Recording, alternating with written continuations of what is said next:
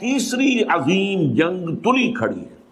کچھ پتہ نہیں کہ یہ جو کچھ معاملہ شروع ہوا ہے اور جو ہو رہا ہے رفتہ رفتہ بڑھے گا. یہ لبنان کا معاملہ ہے, لبنان سے آگے جا کر یہ شام کا سیریا کا معاملہ ہو جائے. تو تیسری عالمگیر جنگ جو ہے, فرق کیا ہوگا کہ پہلی دو جنگیں یورپ میں لڑی گئی اور انہوں نے طے کر لیا تھا اب کوئی عالمی جنگ ہم نہیں لڑیں گے. ہم نے بہت خون دے دیا, 10 کروڑ آدمی دے دیا. ان 10 میں سے آپ کو معلوم ہے 60 لاکھ تو یہودی تھے, 60 ملین میں سے 6 ملین یہودی تھے. جس دوسری ورلڈ وار ہے اس کے دوران جرمنوں نے جنہیں قتل کیا, ختم کیا. لیکن اب جنگ لڑی جائے گی مڈل ایسٹ میں. مڈل ایسٹ کا نقشہ بدلا جا رہا ہے, کہا جا رہا ہے. یہ تو اب ایک عام لفظ ہے سب کی زبان پر. مڈل ایسٹ کا نقشہ تبدیل کرنا ہے. مڈل ایسٹ کا نقشہ تبدیل مطلب کیا ہے اس کا؟ مطلب یہ ہے کہ یہاں گریٹر اسرائیل بن رہا ہے. یہ ملکوں کی سرحدیں ختم ہو جائیں گی. کیا ہے لبنان اور شام, یہ پہلے ایک ہی ملک ہوتے تھے, بلکہ جارڈن بھی انہی میں شامل تھا. بعد یہ تو شام ہے, یہ شام کا صحرا, یہ سارا فلسطین, اسرائیل, لبنان اور جارڈن اور سیریا, یہ سب ایک ملک تھے, گریٹر سیریا. یہ تو پچھلی جو صدی کی پہلی جنگ عظیم تھی, اس کے بعد بندر بانٹ کی گئی ہے, مختلف ممالک بنا دیے گئے, یہ انگریزوں کا, یہ فرانسیسیوں کا, یہ فلاں کا, یہ فلاں کا. بہرحال اب انہوں نے بنانا ہے یہ ساری لکیریں ہٹا کر پورا عراق, اس پر تو قبضہ ہو ہی گیا تقریباً. جب جو ہے امریکہ نے ختم کیا تھا صدام کی حکومت کو اور فتح حاصل ہوئی تھی, شیرون نے صاف کر دیا تھا ان قریب عراق پر ہمارا قبضہ ہوگا. اور اس سے پہلے وہ کہتے تھے ہمارا گریٹر اسرائیل جو ہے دریائے فرات تک ہوگا. لیکن اب انہوں نے کہا نہیں, یہ تو دریائے دجلہ تک جائے گا, ٹائگرس تک, ناٹ یوفریٹس بٹ ٹائگرس. تاکہ عراق کا جتنا بھی علاقہ زرخیز ہے, دو آبا ہے نا, ایک دریائے فرات آ رہا ہے اور دوسرا دریا جو ہے دریائے دجلہ آ رہا ہے, اس کے درمیان جو دو آبا ہے انتہائی زرخیز, وہ سارا ہمارے پاس ہے. تو سوچنے کی بات یہ ہے کہ کیا نوع انسانی کی آخری تقدیر یہی ہے؟ نہیں, ایسا نہیں. آج میں اس منفی پہلو کے بجائے آپ کے سامنے مثبت پہلو رکھ رہا ہوں, صرف اس فرق کے ساتھ کہ ابھی ذرا دور ہے, ابھی اس کے لیے قربانیاں دینی ہوگی, ابھی اس کے لیے محنتیں کرنی ہوں گی, ابھی اللہ تعالیٰ کی سزا جو ہے اس میں اور سختی اور شدت آئے گی. میں چاہتا ہوں کہ جو کچھ مجھے نظر آ رہا ہے وہ آپ کو دکھاؤں.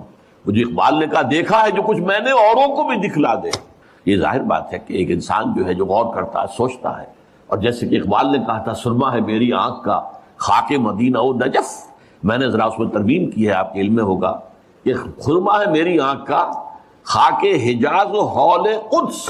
مدینہ اور نجف تو ایک ہی شے ہے. حضرت علی اور حضور کے مابین کیا فرق ہے؟ حضور نے خود فرمایا انا مدینۃ العلم وعلی بابھا, وہ تو ایک شے ہے. لہذا مدینہ اور نجف جو ہے اس کو دو جگہ کرنا ٹھیک نہیں ہے. ہاں, حجاز جہاں قرآن نازل ہوا, اور حول قدس جہاں سینکڑوں انبیاء دفن ہیں, الذی بارکنا حولہ لنریہ من آیاتنا. جو اولڈ ٹیسٹمنٹ ہے, جو نیو ٹیسٹمنٹ ہے, بائبل ہے, اس سب کا تعلق کس سے ہے؟ حول قدس سے. تو ان دونوں کے ذریعے سے جو باتیں میں نے دیکھی ہیں میں آپ کو دکھانا چاہ رہا ہوں. بہت سے لوگ کہتے ہیں یہ بہت دور کی کوڑی لاتے ہیں, میں کیا کروں, میں تو جو دیکھوں گا وہی دکھاؤں گا, جو مجھے نظر آ رہا ہے وہی آپ کو سجھاؤں گا. بہرحال یہ ہے کہ پوری دنیا میں بالآخر اسلام کا غلبہ ہوگا.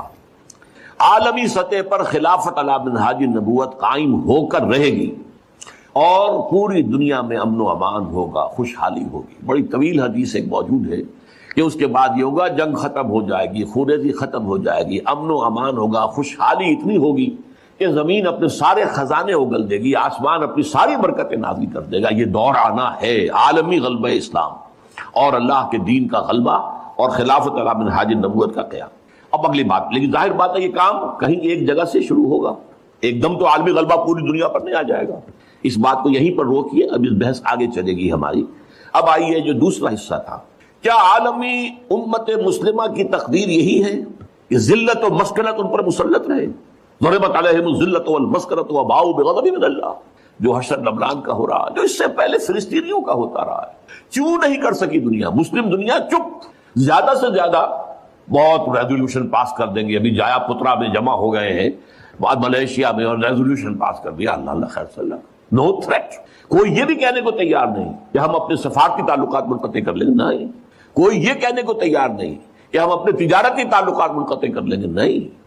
درخواست ہے تو اسی یونائٹڈ نیشنز سے, اور درخواست ہے تو اسی یونائٹڈ اسٹیٹس آف امریکہ سے, وہ سیز فائر کرا دیں. ان کی مرضی سے تو جنگ شروع ہوئی ہے, ان کے پلان کے تحت تو معاملہ ہے. ان کی خواہش ہے کہ جب تک حزب اللہ کی کمر نہ ٹوٹ جائے, کچل نہ دیا جائے, اس وقت تک جنگ بندی نہ ہو. یہ تو دوسری بات ہے. حزب اللہ نے جتنی مقاومت کا مظاہرہ کیا ہے, دے آر سرپرائزڈ. یہ ان کے لیے بالکل ایک سرپرائز ہے. اس قدر ہمت جو ہے ایک ایک جو ہے حزب اللہ جو کہ کوئی ریگولر آرمی نہیں ہے، جس کے پاس ٹینک نہیں ہے، جس کے پاس ہوائی جہاز نہیں ہے، ٹینک ہوائی جہاز تو پوری لبنان کی فوج کے پاس نہیں ہے، چند ہزار فوجی ہیں، اللہ اللہ خیر صلی اللہ، کچھ بھی نہیں، نہ ایئر فورس ہے نہ کچھ اور یہ حزب اللہ کیا ہے کہ بھائی راکٹ سے یا کلاشنکوف سے، بس دو چیزیں. ادھر سے جہاز پر جہاز آ رہا ہے، 200 250 بمباریاں 200 بمباریاں، لیکن کھڑے. لہٰذا اس اعتبار سے سوچنے کی بات ہے، کیا یہ پوری ذلت و مسکنت کی صورتحال امت مسلمہ پر یوں ہی جاری رہے گی ہمیشہ کے لیے؟ کیا پورا عالم اسلام جو تھرڈ ورلڈ میں آ گیا ہے، سارا عالم اسلام تھرڈ ورلڈ میں، G7 G8 میں کہیں کوئی نام نہیں کسی مسلمان ملک کا، نہ 3 میں نہ 13 میں، اور کیا یہی صورتحال جاری رہے گی کہ ہو گیا مانند آب ارزاں مسلمان کا لہو، پانی کی طرح مسلمان کا لہو بہ رہا ہے. جہاں دیکھو، کشمیر میں دیکھ لو، فلسطین میں دیکھ لو، فلسطین میں تو 50 برس سے بہ رہا ہے، کشمیر میں بھی اب تقریباً جو سمجھیے کہ 20 برس ہونے کو آئے جب سے کہ وہاں پر ایک جو ہے مسلح جدوجہد شروع ہوئی. پھر چچنیا میں کیا ہو رہا، مسلسل ہو رہا ہے. کوسوو میں کیا ہوا، بوسنیا میں کیا ہوا، برف گرتی ہے تو بیچارے مسلمانوں پر، مرتا ہے تو مسلمان. صومالیہ میں کیا ہوا تھا، یہ صورت، آج لبنان میں کیا ہو رہا ہے، یہ صورتحال دیکھیے. کیا یہی ہمیشہ جاری رہے گی؟ نہیں، صورتحال بدلے گی. اور بھی دور فلک ہیں ابھی آنے والے، ناز اتنا نہ کریں ہم کو ستانے والے. یہ عالمی ملت اسلامیہ امت مسلمہ جو ہے، اس کا یہ معاملہ ہوا کیوں ہے؟ ہوا اس لیے، یہ میں اس پر مفصل کتاب لکھ چکا ہوں، سابقہ اور موجودہ مسلمان امتوں کا ماضی حال اور مستقبل. یہ جو ضربت علیہم الذلۃ والمسکنہ، یہ کیفیت جو بنی اسرائیل کے لیے آئی ہے قرآن میں، یہ آج ہم پر کیوں آ گئی ہے؟ کیا وجہ ہے؟ وجہ یہ کہ جو جرم انہوں نے کیا وہ ہم نے کیا. ہم نے قرآن کو پس پش ڈالا. نبذ فریق من الذین اوتوا الکتاب کتاب اللہ وراء ظہورہم، ہم نے اسے اپنا امام تو نہیں بنایا. ہاں، ختم قرآن کے بعد دعا مانگ لیتے ہیں، اللہم اجعلہ لنا اماما ونورا وہدی ورحمۃ، لیکن چلنا نہیں اس کے پیچھے. یہ امام ہی ہے بس ہمارا، کہنے کو امام، اس کی بات ماننی تو نہیں، اس کے احکام پر چلنا تو نہیں. تو اس لیے ہوا کہ ہم آج پوری دنیا میں ایک ملک بھی ایسا نہیں دکھا سکتے جس کے بارے میں ہم پورے اطمینان کے ساتھ دنیا کو یہ کہہ کر دعوت دے سکے کہ come and see with your own eyes, this is اسلام. یہ ہے اسلام کی رحمت للعالمینی، یہ ہے محمد رسول اللہ صلی اللہ علیہ وسلم کی رحمت للعالمینی. پورے عالم کے لیے یہ نظام مبنی بر عدل و انصاف، مبنی بر عدل، سماجی عدل، سوشل جسٹس کا نظام جو ہے وہ اللہ نے دیا ہے. آؤ اپنی آنکھوں سے دیکھ لو، اس کے برکات کا مظاہرہ کر لو. مظاہرہ تمہارے سامنے ہے. وہ کتاب جو ہے وہ پڑھنے کے قابل ہے، نہ پڑھی ہو آپ نے ضرور پڑھیں، کیونکہ یہ سارے عقدے حل ہوتے ہیں. وجہ کیا ہے؟ یہ کیوں مسلمانوں ہی کا خون بہ رہا ہے؟ ہم تو اللہ کا نام تو لیتے ہیں کم سے کم. ہم اگر 120 کروڑ دنیا میں ہیں تو ان میں سے 20 کروڑ تو ایسے ہوں گے جو اللہ کا نام لیتے ہو مسجدوں میں جا کر. 20 کروڑ نہ ہو، 20 ملین تو ہوں گے جو 5 وقتہ نمازی ہوں. یہ کفار، یہ تثلیث کے قائل، یہ ملحدین، یہ خدا کے منکر، آج قوت ہے تو ان کے پاس، دبدبہ ہے تو ان کا، دنیاوی وسائل ہیں تو اس پر قبضہ ان کا. کیوں ہے؟ کیا وجہ ہے؟ دو ہی امکانات ہیں، یا تو اللہ ظالم ہے معاذ اللہ ثم معاذ اللہ، اور یا اللہ لاچار ہے، کچھ کر نہیں سکتا. میں کیا کروں؟ میں نہیں کر سکتا. مانیں گے آپ دونوں باتوں کو؟ نہیں مان سکتے. پھر کیا جواب ہے اس کا؟ بڑا پیارا شعر اقبال کا، تو قادر و عادل ہے مگر تیرے جہاں میں ہیں تلخ بہت بندے مزدور کے اوقات. اللہ تو قادر ہے علی کل شیء، اور تو عادل ہے، عدل کرنے والا. پھر بھی یہ کیا ہو رہا ہے دنیا میں؟ مزدور کا خون پسینہ نکال کر سرمایہ دار جو ہے اس کے خون سے کشید کی ہوئی سرخ شراب پیتا ہے شام کو بیٹھ کر. یہ کیا ہے؟ خواجہ از خون رگے مزدور سعادت لال ناب، از جفائے دہ خدایاں کشت دہقانہ خراب. ان جاگیرداروں وڈیروں کے ظلم سے جو کاشتکار ہے، جو ہاری ہے، اس کی تو کھیتی برباد ہے. یہ کیا ہو رہا ہے؟ کیا تو ظالم ہے؟ کیا تو لاچار ہے؟ نہیں، یہ تمہارے کرتوت ہیں، تمہارے اعمال ہیں. اس کی سزا، یہ سمجھنے کی بات ہے. اور یہ میں نے تفصیل سے اپنی اس کتاب کے اندر اس پر گفتگو کی ہے، اس کو پڑھیے. اور اس کا علاج اب کیا ہے؟ کم سے کم کسی ایک ملک میں، سائزیبل ملک ہو، یعنی چھوٹا سا جزیرہ ہو کوئی برونائی کی طرح کا نہیں، کم سے کم ایک سائزیبل ملک میں اسلام کا مکمل نظام عدل اجتماعی قائم کر کے دنیا کو دکھا دیا جائے. یہ گویا کہ اتمام حجت ہو جائے گا. دیکھ لو نمونہ. ابھی تو کیا ہوتا ہے، ہم اسلام کے محاسن بیان کرتے ہیں، اسلام کی یہ خوب، کہتے ہیں دکھاؤ کہیں دنیا میں ہے. نہیں بھائی، وہ تو 1400 برس پہلے جانا پڑے گا دیکھنے کے لیے. تو کون سنے گا آپ کی بات؟ دکھاؤ کہیں، نافذ کرو کہیں، مثال پیش کرو کہیں. میں نے آپ کو سنایا تھا، مصر اقبال، ڈاکٹر جاوید اقبال دورہ کر کے آئے تھے. سینٹرل ایشین ریپبلکس جو ہیں، جو پہلے USSR میں تھی، اب اس سے علیحدہ ہو گئی ہیں، سب آزاد ہیں.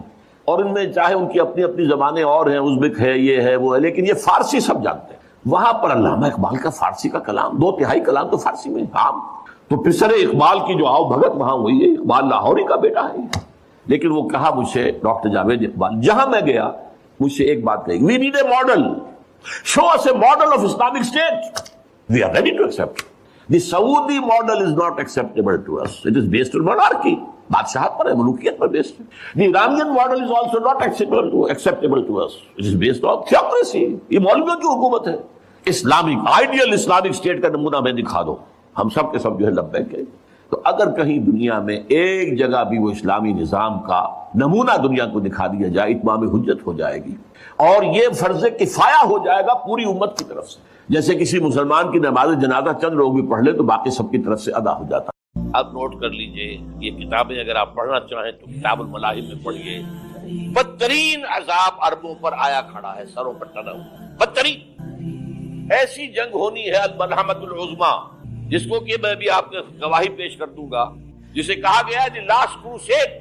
بش نے بھی کروسیڈ کا لفظ بول دیا تھا، پھر واپس لیا اس نے۔ نکل جاتی ہے جس کے منہ سے سچی بات مستی میں، فقیہ مجتہد بھی سے اور ہندے بادہ خار اچھا، کروسیڈ کہہ کر پھر واپس لیا۔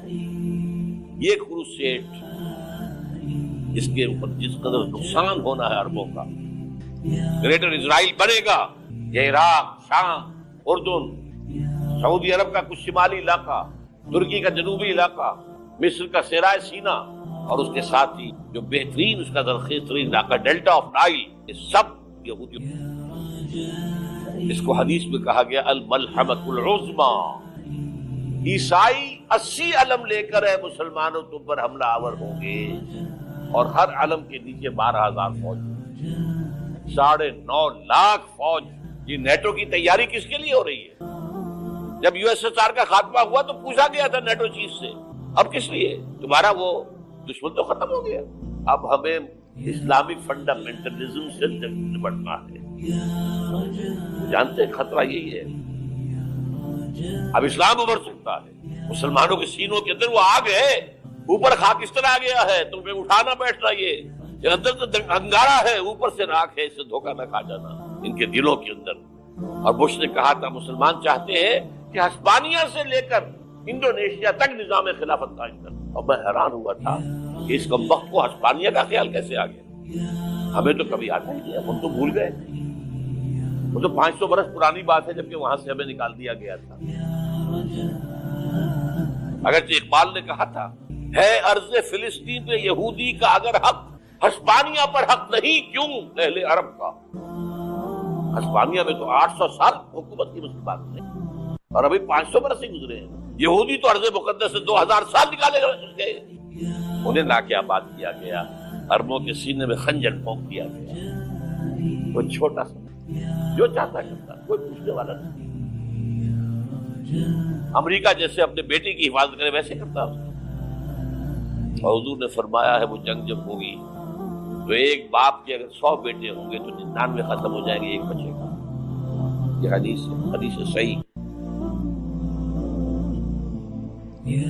اور آپ نے فرمایا ویل للعرب من شر قد اقترب، عربوں کے لیے ہلاکت ہے، عربوں کے لیے بربادی ہے اس شر سے جو قریب آئی۔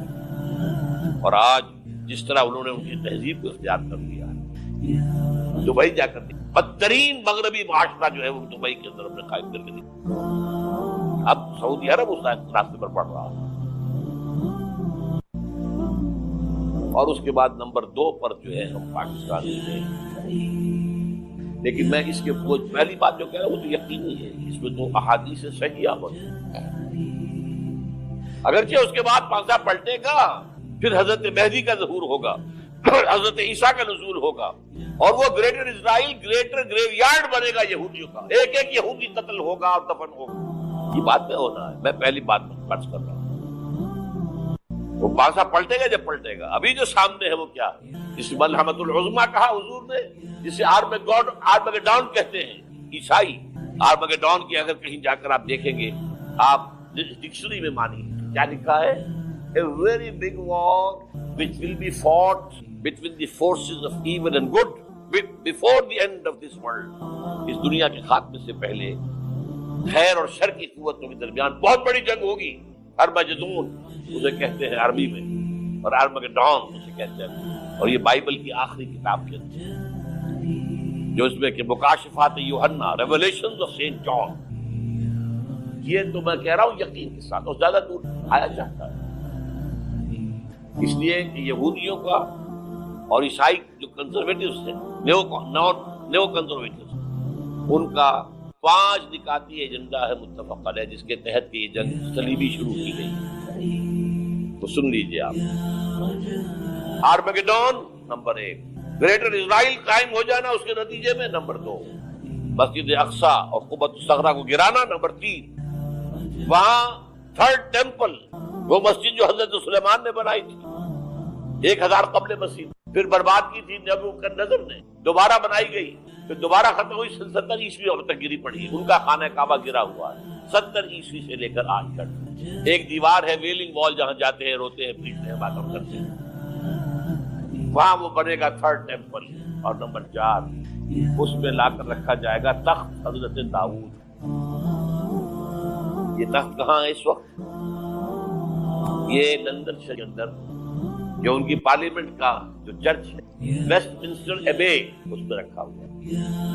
ایک پتھر تھا جس پر بٹھا کر حضرت داؤد کی تاج پوشی ہوئی، پھر حضرت سلیمان کی ہوئی، پھر وہ پتھر رکھ دیا گیا جب حضرت سلیمان نے بنایا ہیکل مسجد اقصی، وہاں رہا وہ. ہر بادشاہ جو تھا یہودی اسی کے اوپر بٹھا کر اس کی تاج پوشی ہوتی. سن 70 میں ٹائٹس نے گرایا اسے ہیکل کو، وہ پتھر لے گیا، وہاں سے روم گیا، روم سے آئرلینڈ گیا، آئرلینڈ سے اسکاٹ لینڈ آیا، اسکاٹ لینڈ سے انگلینڈ آیا، اور اب وہ رکھا ہوا ہے 14ویں صدی سے آج تک. وہ ویسٹ منسٹر ایبے میں رکھا ہوا، ایک کرسی سیٹ میں اسے بنا دیا گیا ہے تخت کی شکل. اب انگریزوں میں کوئی ملکہ ہو، کوئی بادشاہ ہو جس کی بھی تاج پوشی ہوتی ہے، اس میں ہو. یہ لا کر رکھا جائے گا تھرڈ لیول. اور اس پر یہودیوں کے خیال کے مطابق ان کا مسیحا آئے گا جو مسیح دجال. عیسائیوں کے خیال کے مطابق حضرت عیسیٰ آئے گی، وہ ہمارا بھی خیال ہے حضرت عیسیٰ آئے گی علیہ السلام.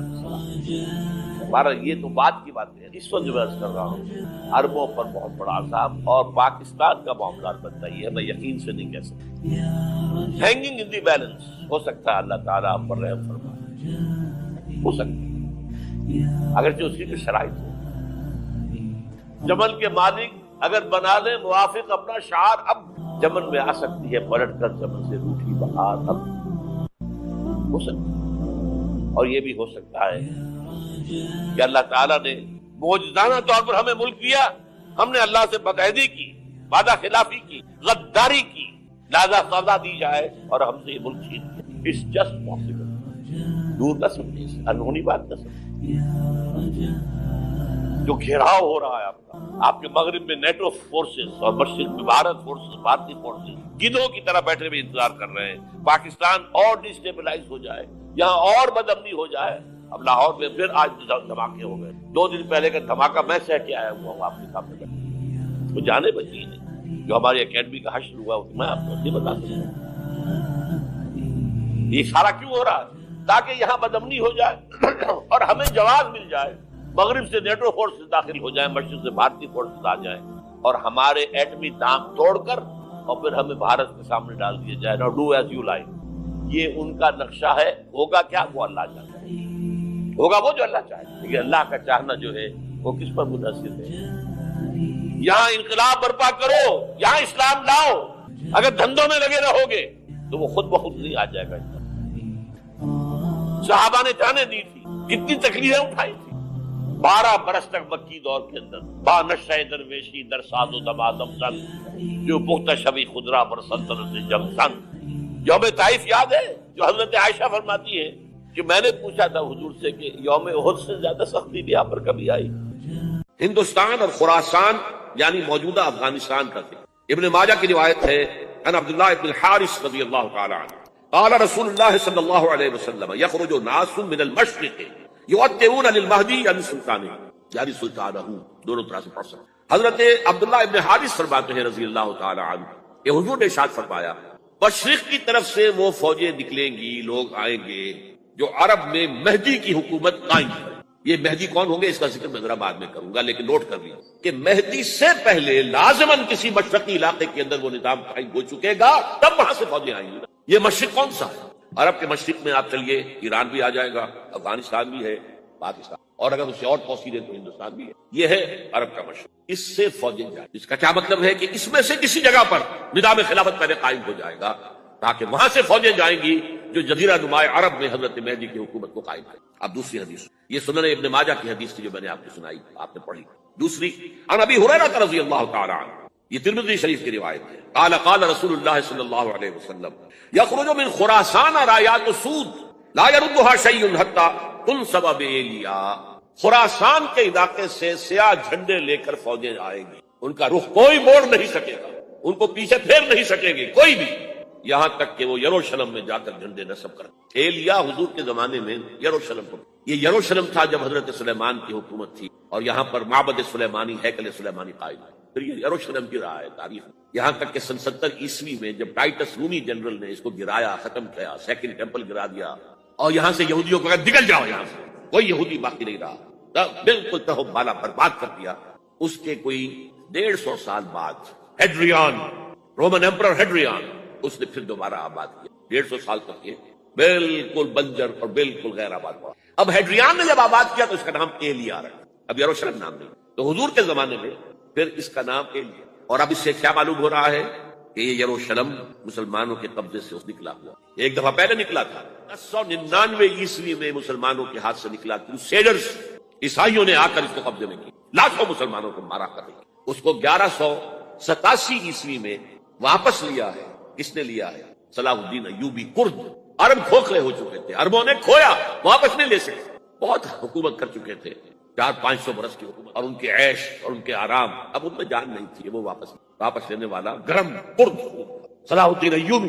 گویا کہ اب آپ سمجھئے کہ 88 برس تک عیسائیوں کا قبضہ رہا یروشلم۔ اب 1967 میں یہودیوں نے قبضہ کیا ہے، اور اب 38 برس تو ہو گئے، 88 نہیں 38 برس ہو گئے، لیکن وہ دور آئے گا کہ اب پھر لیں گے، لینے والے عرب بھی نہیں ہوں گے، خراسان کے علاقے سے فوج۔ یہ خراسان کیا تھا؟ ایلیا تو میں نے آپ کو بتایا یروشلم کا نام ہے۔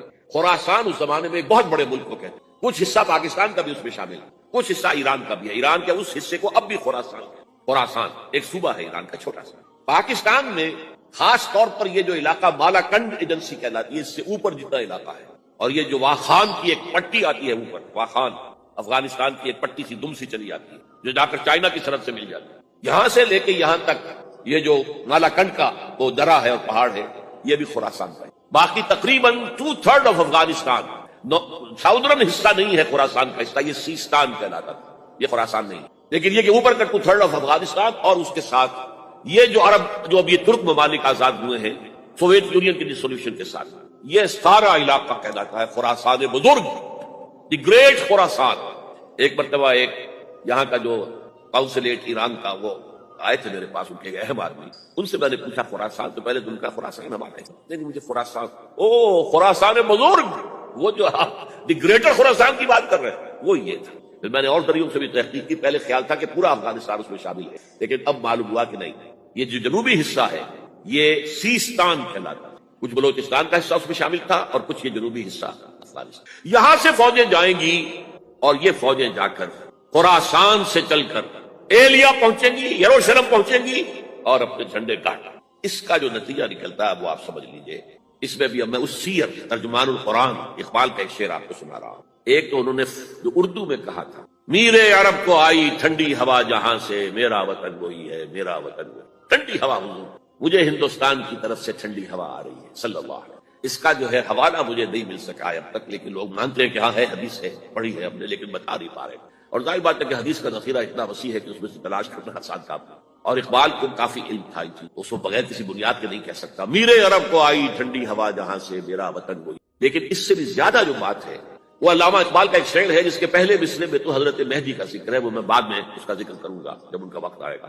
خضر وقت از خلوت دشت حجاز آید بروں، خضر وقت کا خضر، میرے نزدیک وقت کا مجدد حضرت مہدی، وہ خلوت حجاز سے باہر آئیں گے۔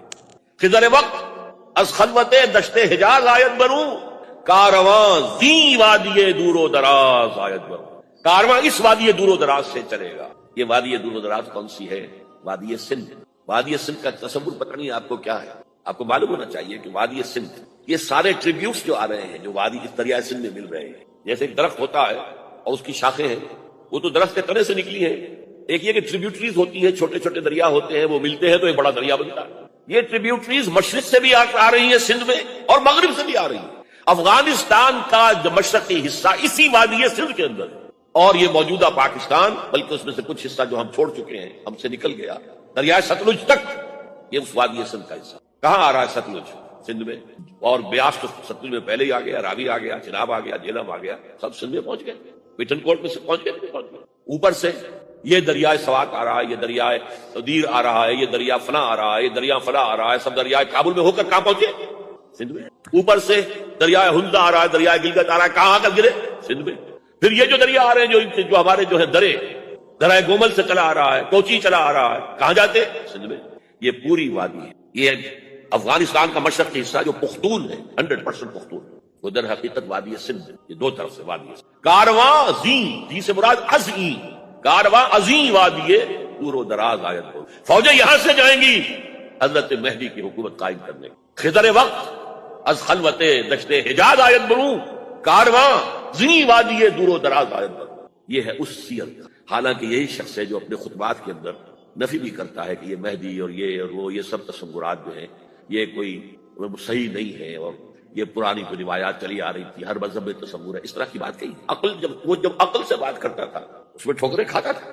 جب دل سے اس کے یہ سیلاب کے معنی چشمہ ابھرتا تھا دل سے اس کی شاعری کا، اس میں ہوتے تھے وہ حقائق جو ابد. اس پر جو اشفاق صاحب ہوتے تھے ہمارے ہاں، اشفاق احمد ادیب، ڈرامہ نگار، تلقین شاہ، انہوں نے بڑی پیاری بات کہی تھی. اگرچہ ان کا مذاق اڑایا تھا روزنامہ نوائے وقت نے، بات بڑی پیاری تھی. اقبال ایک دن کا اقبال تھا، ایک رات کا اقبال تھا. دن کا اقبال فلسفی تھا، وہ اپنی عقل سے غور و فکر کرتا تھا. اس کا حاصل تو ہے وہ لیکچرز، خطبات، ان میں بہت سی باتوں پر علماء کو شریک دیتا. ایک رات کا اقبال تھا، اسے الہام ہوتا تھا، سیلاب آتا تھا شاعری کا، اور وہ اقبال جو ہے اصل اقبال. اور اس کو کہا اقبال نے خود. ڈاکٹر یوئنگ ہوتے تھے جو پرنسپل تھے ایف سی کالج کے، ان کے نام سے یوئنگ ہال اب بھی موجود ہے نیلا گنبد چوک میں. ایک ہاسٹل بنایا تھا انہوں نے، یوئنگ ہال. ایک دعوت میں سب جمع تھے، ڈاکٹر یوئنگ بھی تھے، علامہ بھی تھے. یوئنگ نے بڑا تیکھا وار کیا کہ ڈاکٹر اقبال، ہم نے سنا ہے کہ آپ جیسا آدمی بھی وربل ریولیشن کا قائل ہے. پہلے مسئلہ سمجھ لیجیے، ورنہ واقعہ سمجھ نہیں. ایک ہے وربل، وحی باللفظ. قرآن کے بارے میں ہمارا عقیدہ یہ الفاظ اللہ کے. ایک ہوتا ہے وحی، لیکن اس وحی میں لفظ جو ہے وحی کا نہیں ہوتا، بلکہ وہ انسپریشن کہلاتی ہے. کوئی بات آپ کے ذہن میں ڈال دی گئی، آپ نے اپنے الفاظ میں اس کو ادا کیا. تو یہ سمجھتے ہیں کہ وحی جو ہے یہ ہمیشہ وحی باللفظ وربل نہیں ہوتی. یہ عیسائیوں کا عقیدہ ہے. اور وہ عقیدہ کیوں بنایا ہے؟ اب ایک بات سے بات نکل رہی ہے. انجیلیں 100 سے زیادہ تھیں، اب بھی کم سے کم 4 کو کینونیکل کہتے ہیں. تو ان چاروں میں اختلاف ہے، تو کون سی انجیل ہے؟ میں جب پڑھتا تھا میڈیکل کالج میں، تو میں نے منٹگومری میں ایک بہت بڑا کمیشن ہے، تو وہاں پادری صاحب سے مسٹر وائٹ جا کے میں نے کہا کہ which one of these is Bible؟ جواب آپ سنیے، ذہانت کا شاہکار ہے. none of them is Bible. Bible is in them. ان میں سے کوئی بائبل نہیں ہے، بائبل ان کے اندر ہے. یعنی جو مفہوم عیسیٰ کو وہ خدا سمجھتے ہیں اور ان کو اپوسٹلز کہتے ہیں، یہ نبی تھے، حضرت عیسیٰ کے رسول تھے. یہ متی ہوں، یہ جان ہوں، جو بھی ہے اپوسٹلز ہیں.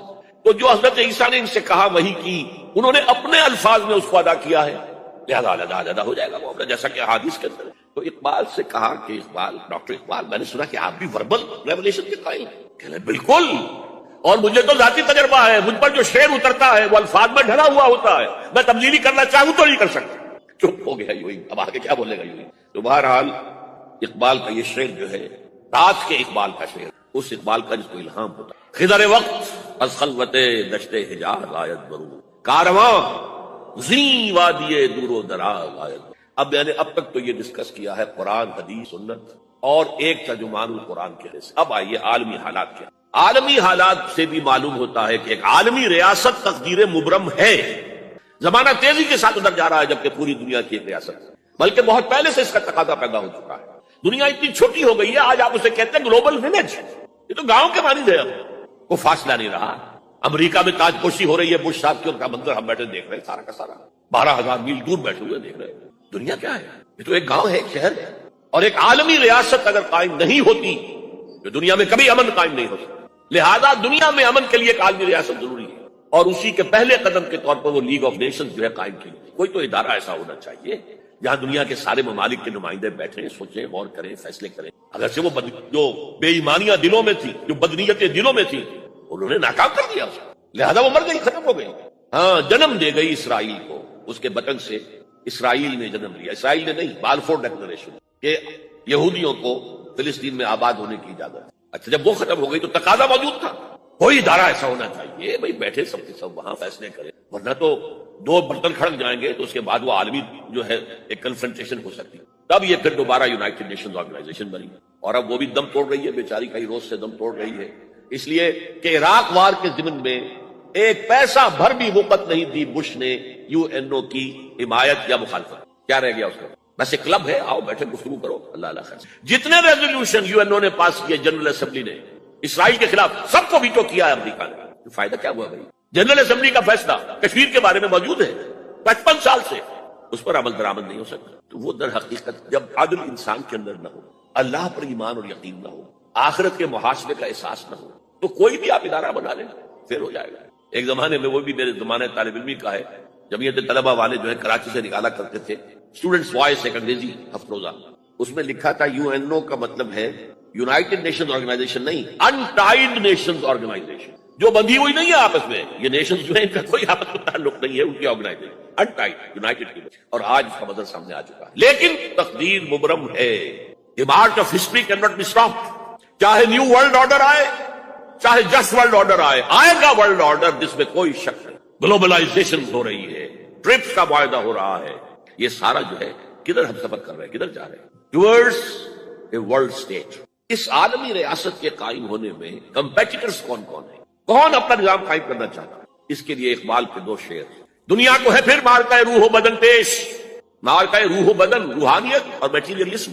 دنیا کو ہے پھر مارکہ روح و بدن پیش، تہذیب نے پھر اپنے درندوں کو مارا. تہذیب کے درندے، یہ ہے مغربی قوموں کے لیے بہترین لفظ، تہذیب کے درندے. کہتے ہیں سیویلائزیشن سیویلائزیشن سیویلائزیشن، اور جو درندگی وہ کرتے ہیں کوئی بھیڑیے وہ درندگی نہیں کر سکیں گے جو وہ. دنیا کو ہے پھر مارکہ روح و بدن پیش، تہذیب نے پھر اپنے درندوں کو ابھارا. اللہ کو پابند دیے مومن پہ بھروسہ، ابلیس کو یورپ کی مشینوں کا سا. This grand confrontation is very soon to come, very soon to come, very soon. ایک طرف اللہ ہے اور مرد مومن ہے، دوسری طرف ابلیس ہے اور اس کا سب سے بڑا ایجنٹ یہودی ہے، اور یہودیوں کے سپورٹرز عیسائی. یہ ہے دو طرفہ، یہ دو فریق ہیں. اور وہ میں آپ کو پہلے سنا چکا ہوں نظر. ابلیس نے کہا تھا مجھے نہ جمہوریت کا کوئی خطرہ ہے، نہ کوئی فاشزم سے خطرہ ہے، نہ کوئی اشتراکیت سے خطرہ ہے اگر کوئی خطر مجھ کو تو اس امت سے ہے جس کی خاکستر میں ہے اب تک شرارے آج، خال خالص قوم میں اب تک نظر آتے ہیں، وہ کرتے ہیں اشک سحرگاہی سے جو ظالم. وہی خطرہ ہے جس کا ذکر کیا جب یو ایس ایس آر ختم ہو گئی، جس کے لیے نیٹو بنایا گیا تھا، جس کے لیے سیٹو بنایا گیا تھا، جس کے لیے سینٹو بنایا گیا تھا to contain U S S R. اب جب یو ایس ایس آر ختم ہو گیا وہ تو سربہ سجود ہو گیا مغرب کے سامنے، ہاتھ پھیلا کر بھیک مانگنے کی پوزیشن میں آ گیا. اس وقت اثر نو نیٹو کو آرگنائز کر رہے ہیں، ایکسٹینڈ کر رہے ہیں. کسی نے پوچھا چیف آف دی نیٹو سے کہ یہ اب آپ کو کس بات کا ہے؟ ہمیں مسلم فنڈامنٹلزم سے خطرہ ہے. وہ جو ابلیس نے کہا وہی اس نے کہا، ہمیں اندیشہ ہے مسلم فنڈامنٹلزم، لہذا ہمیں چوکس رکھنا ہے اور مضبوط کرنا ہے اور تکڑے ہونا ہے. یہ ہے در حقیقت ہے اگر کوئی خطر مجھ کو تو اس امت سے ہے جس کی خاکستر میں ہے اب تک شرارے آج. اب دیکھیے، ایک طرف میں نے بتایا ایک یہودی ہے اور ان کے خواب ہیں. خواب کیا ہیں؟ گریٹر اسرائیل قائم کر، جس میں تقریباً پورا مڈل ایسٹ آ جائے.